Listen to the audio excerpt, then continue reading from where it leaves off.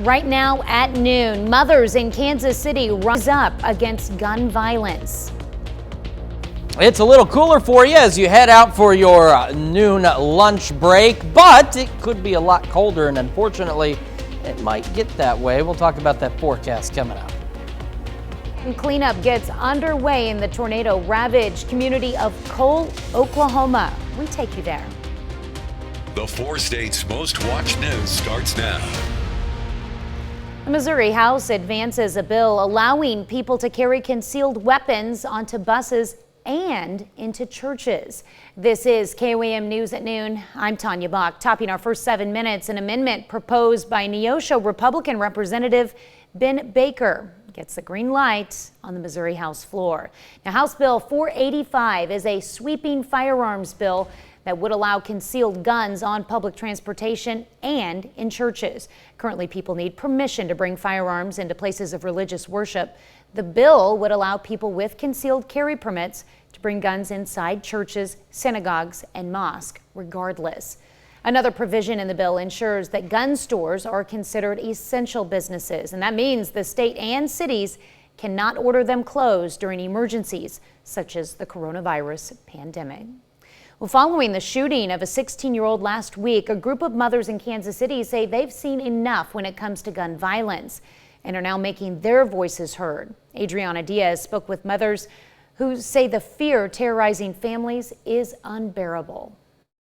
It may not be our kids, but it's going to be someone's kids, and that hurts just as much. Sarah Ennis, Anna Simpson, Annie Knoll, and Eileen Knobloch are suburban Kansas City moms who say if they don't speak up, they're part of the problem. So many women out here today, this was their first protest. This was my first protest. They'd never done anything like this, and it felt scary and uncomfortable. And we want other moms like us to get uncomfortable a little bit. That's why just 3 weeks ago, after the Nashville school shooting, they created Lives on the Line, a group stretching across district, state, and party lines demanding an end to gun violence. We don't have enough white people who are willing to stand up and say, this is not right. Because we know that Black children and LGBT people are affected by gun violence at a much higher level. Yeah. A recent CBS News poll showed 61% of parents say their children are worried about gun violence. My 8-year-old woke up the other night and she said, Mom, I had this dream and there were guns. You have mental health issues everywhere. But when you pair those with absolute chaos in terms of gun legislation, this is what you get. With gun gridlock in Washington, states are paving their own way in both directions. This week, Washington state will become the 10th to ban assault weapons, and Florida's governor recently signed a bill allowing permitless concealed carry, the 26th state to do so. And in Tennessee, despite the Nashville school shooting last month, representatives just passed a law protecting gun manufacturers against lawsuits. The states with the weakest gun laws have gun death rates that are 3 times higher than states with strong restrictions. I think about it every day. I drop my children off at school. Every day? Every single day. Oh, Every day I say I love you, and I pray it. I'm not exaggerating. I pray it's not the last time I see you. One mom also told us that maybe there needs to be a change in narrative, perhaps approach ending gun violence as what could be the greatest achievement of this era. Adriana Diaz, CBS News, Kansas City. Well, a study from Johns Hopkins University shows that as gun sales have spiked, so have gun homicides. Well, the country's midsection saw more dangerous weather overnight. A tornado was spotted near Tyler, Texas, and there are reports of damage. Across the state, tens of thousands lost power due to severe storms. This comes as Oklahoma starts the recovery after 8 confirmed tornadoes on Wednesday. Omar Villafranca joins us from hard-hit Cole, Oklahoma. Cleanup continues in Cole, Oklahoma, after an EF3 tornado tore through part of the town Wednesday night. I was just trying to hang on for dear life. Scott Curry said he was holding on to his office door as winds ripped through his home. I had to hold my wife's hand, trying to keep her because it was trying to suck her out. And I was just trying to hang on for dear life. Our team's working hard to get all the local communities all the support that they need. Nearly an hour east, Governor Kevin Stitt toured the damage in Shawnee, where winds as strong as 150 miles per hour damaged almost every building at Oklahoma Baptist University. We could feel the tornado hit. Like, we're in the basement and we felt the ground rattle and our ears were popping. No one at the school was hurt, but classes are canceled through the end of the week. Yeah, I mean, it's just unreal. Back in Cole, we met Larry Paul, who rode out the tornado with his family in a storm shelter at his mother's house. They all made it out okay. After it finally went over, I didn't want to look outside. I didn't want to see the devastation of everything. Yeah, it's material things, but it's your heart. Your family's worked hard for all this. One of the survivors here at this home was actually a volunteer firefighter who activated the tornado sirens before the storm hit, most likely saving lives. Crews have been working nonstop to restore electricity. At last check, just over 11,000 customers were without power. Omar Villafranca, CBS News, Cole, Oklahoma. Well, we've experienced quite a drop in temperatures since this time yesterday. Let's go to Chris with the first look at your forecast. Yeah, it's a little bit on the chilly side compared to what we've seen the last several days, but believe it or not, we're considerably closer to average. We're still below, but we're a little bit closer. Take a look. Still got a few clouds hanging out in the area here across the region. This is at 7th and Rangeline. There's a few clouds. Plenty of cars hanging out on South Rangeline in Joplin. So if you're heading for lunch, man, I hope you get like an hour-and-a-half lunch break because it might take about that long to get there and back. KDOT camera 69 and 400. Now, if you're heading to lunch up here, at least right now, we're looking pretty good.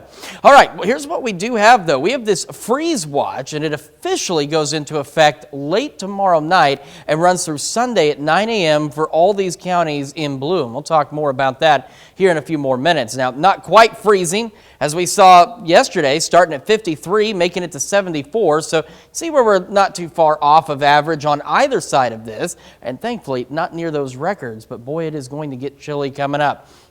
We got 60 Iola, 65 Chanute, 64 Oswego, 65 Miami, 64 Neosho, 63 in Joplin, and we are sitting at 62 in Pittsburgh right now. Here's what we're still keeping an eye on. Again, we are cooler today, but slightly below average, but relatively seasonable. There might be an afternoon sprinkle or two, and honestly, those may be wrapping up. We saw a couple on the radar earlier in northeast Oklahoma, but they are all but gone now. And then we're going to be much cooler, much colder heading into this weekend. We'll take a look at that full forecast and talk about the reasons for that freeze watch here in a few more minutes. Tanya? All right, thanks, Chris.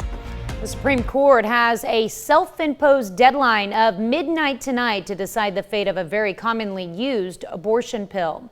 Federal judge in Texas ruled the FDA improperly approved the drug, mifepristone, more than 20 years ago and ruled that it should be taken from the shelves. An appeals court kept the drug available, but with more restrictions. And now the Supreme Court justices are weighing in. That's a look at today's top stories and weather in our first 7 minutes. Up next on KOAM News at noon, they say one man's trash is another man's treasure. We'll show you how a man in Bali turned resort trash into his own beach paradise. And later, we're making a pineapple honey dressing in the Mr. Food Test Kitchen. Turning trash into treasure is one man's way of tackling the problem of plastic pollution. As Tina Kraus reports on this Earth Week, he's part of an upcycling trend he hopes will help change the world. Welcome, guys, to my recycled tiny home. Gary Benchaglib is right at home in his own plastic paradise, a dwelling made from 35,000 plastic bags. Fully equipped with a king-size bed, a kitchen, and a full-on bathroom. The plastic pad sits on a beach on the resort island of Bali, where he collected the trash. Fully off the grid, powered by solar. So this is the battery storage area. The bed frame, furniture, and kitchen cabinets were all built from plastic cups and straws. Why not recycle the plastics that we're collecting from the rivers and really show what we can do with it? Benchaglib started a movement 2 years ago, cleaning up Bali's iconic beaches, clogged rivers, and illegal dumping sites to stop the trash from reaching the ocean. Now his upcycling trend has hit one of the island's high-end beach clubs, where workers are busy building tables, chairs, and all kinds of accessories out of waste. How do we minimize what goes to landfill? Because at the end of the day, it's not waste until it ends up in a landfill. Back at home, Benchaglib says he's living proof everyone can do their part to help the planet. Tina Kraus, CBS News. Benchagib says he hopes to further develop his upcycled house so he can mass produce plastic houses for victims of natural disasters. Not a bad idea. Still to come on the KOAM News and A salad this fresh deserves only the freshest dressing. So join us today as we whip up one that'll make your taste buds stand up and take notice. I assure you it will. And we've had a cooler day for us today, and we are tracking colder temperatures on the way in the next 24 hours. Less time than that. We'll look at that forecast when we come back.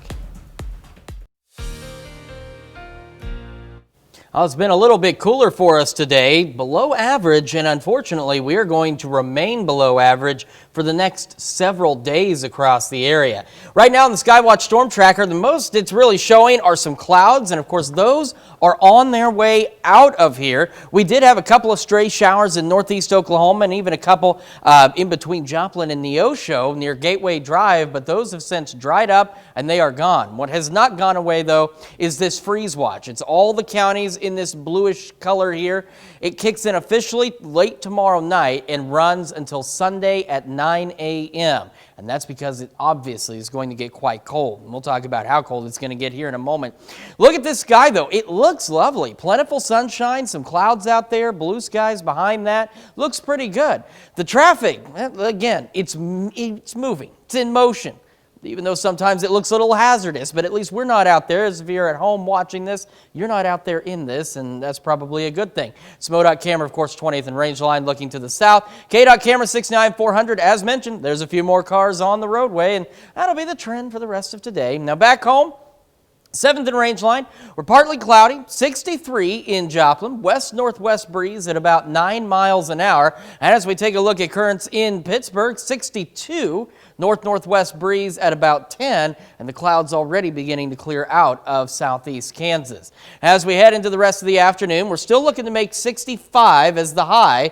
We'll still have some breezy moments here and there where winds will gust slightly over 20. Other than that, they could be breezy, but we're not talking significant gusts as we head through the afternoon and into tonight. This still, though, is off the pace. Now, it's not bad, but it's not where we should be for this time of year. We head into tonight, same story, though, not where we should be for this time of year. Mostly clear skies, maybe a passing cloud or two. Otherwise, another cold one. We're going to drop back down to a low of around 40. And because of that, we don't do a lot of warming tomorrow. Look at this. Our average high, again, close to 70. Not even near it. We're talking mid-50s with some increasing clouds as we head into the evening hours for us on Saturday. So, yeah, chilly, cold, whatever you want to call it. I call it cold. It's cold to me. So as we head through the weekend, aside from the cold, the good news is, at least from the weather side of precipitation, not going to see much. Then we go into Monday, and that's where we are going to see some changes. We start to head into the afternoon, and we'll see a few showers, maybe even a couple of thunderstorms, but check out temperatures. Not very warm. We're not really anticipating much in terms of strong or severe storms, really just some thunderstorms and showers. Now we go into Tuesday morning. Rain showers, couple of thunderstorms still holding on. We go into Tuesday evening. The rain showers, couple thunderstorms still holding on. We go into Wednesday. Here we are at noon, a few showers still holding on, so we are going to get a couple of 3 days of rain as we head into next week. So it's not going to be all day rain, but off and on over the course of 3 days, it will rain. Now here's the reason for that freeze watch. Again, only the mid-50s tomorrow, 33 for the overnight low, so that's why we're keeping an eye on this. Make sure your plants are ready. We're up to 59 Sunday, and then look beyond that. Temperatures in the upper 50s when they should be approaching 70 degrees. The rain and storm chances Monday, Tuesday, Wednesday. We go beyond that. Our best day is Friday, but even that has some shower and thunderstorm chances as we continue to remain in this little bit of a cold spell and stay below average for the next 7 to 10 days. All right, well. So it's going to be chilly, and because we're below average during the day, the overnights not going to be much warmer. Looking at the bright side of things, I mean, it's not super cold to where you need a lot of heat, but it's not too hot where you definitely can save on air conditioning. That's very true. During some of these afternoons, might even be able to open up a window. There you go. All right, if it doesn't rain inside. If you're in the mood for a light and springy salad, you need a dressing that will enhance that flavor. Howard shows us how to make a pineapple honey dressing in the Mr. Food Test Kitchen. When it comes to salad, we all know the key to a great one is starting off with really fresh ingredients. So whether you make a trip to the produce counter or venture out to the farmer's market, make sure you spend a few extra minutes making sure that everything is picture perfect. That might mean hand selecting each tomato, cuke, onion, or whatever, rather than buying them prepackaged where it's easy to miss a blemish or a soft spot. And once you have a salad that is this good, you'll need a dressing that can live up to those high standards. So let me share a fresh pineapple honey dressing recipe with you that I used to make in my catering days. All it is some mayonnaise that we put in a blender along with some fresh pineapple, a bit of honey, a little vegetable oil, a squeeze of fresh lemon juice, and a little salt. If you want to give this a bit of a kick, you can add a tad of ground red pepper before giving it a whirl until it's super smooth. The results? A dressing that's as fresh as our salad. And it's the perfect consistency, so we end up with lots of flavor in every bite without having a soggy salad. And wait until you see how versatile it is. To get the recipe for our pineapple honey dressing, all you need to do is visit our website. Hey Kelly, you gotta come try this. I'm Howard with Kelly in the Mr. Food Test Kitchen, where today we found a fresh and flavorful way for you to say, ooh, it's so good. I said some, not all. I love pineapple. You can find this recipe along with a lot more good food from the Mr. Food Test Kitchen online. Just go to our website at KOAMnewsnow.com. Here's a look at our 4-state market prices.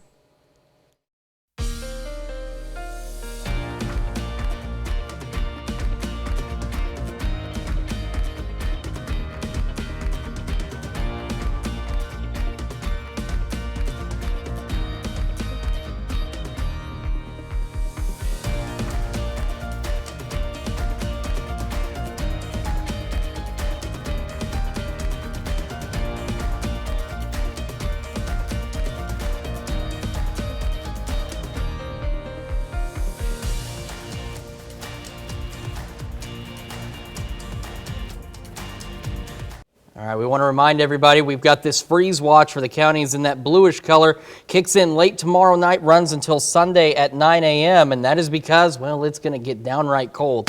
Mid-60s today, and we'll make it to 56 tomorrow. It's about 15 degrees below normal. 33 for the low, 59 on Sunday, below normal, well below normal for most of next week with some shower and thunderstorm chances Monday, Tuesday, and Wednesday. So we've been warning you all week. Make sure your plants, vegetation, they're safe, ready to go because it is going to get downright cold over the next few days. Do what you can, but it's limited. You know, some of those things are budding out there, and what do? Just Yeah. hope for the best, I guess. Yeah.